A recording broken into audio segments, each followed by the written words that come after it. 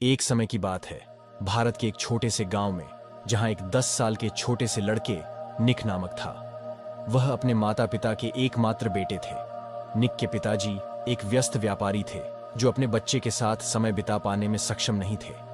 निक के सोते समय उनके पिताजी घर आते और सुबह निक उठने से पहले ही कार्यालय के लिए निकल जाते थे। निक अपने पिताजी के ध्यान को पाने के लिए तड़प रहा था।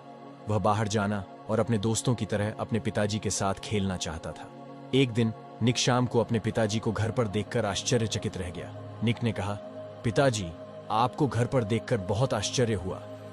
हाँ बेटा, मेरी मीटिंग कैंसिल हो गई है, इसलिए मैं घर पर हूँ, लेकिन 2 घंटे बाद मुझे फ्लाइट पकड़नी है, उसके पिता ने जवाब दिया।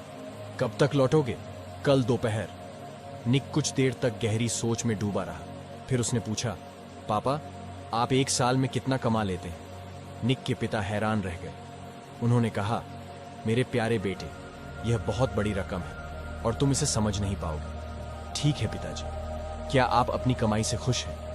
हाँ मेरे प्रिय, मैं बहुत खुश हूँ और वास्तव में मैं कुछ महीनों में अपनी नई शाखा और एक नया व्यवसाय शुरू करने की योजना बना रहा हूँ। क्या यह बढ़िया नहीं है? हाँ पिताजी, मुझे यह सुनकर खुशी हुई। क्या मैं आपसे एक और प्रश्न पूछ सकता हूँ?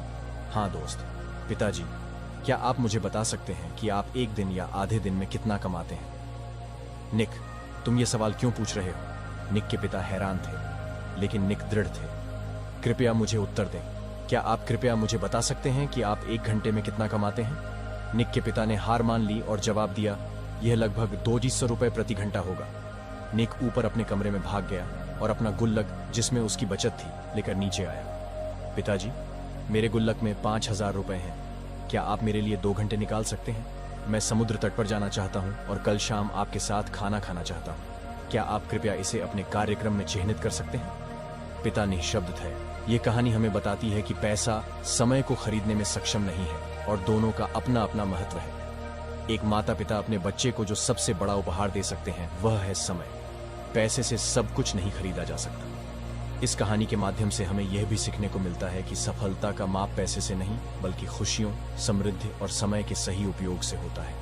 निक ने अपने छोटे से गुल्लक में जमा की गई बचत के माध्यम से यह बताया कि छोटी सी मेहनत से भी हम किसी भी समय मुश्किल का सामना कर सकते हैं और अपने लक्ष्यों की प्राप्ति के लिए समर्पित रह सकते हैं।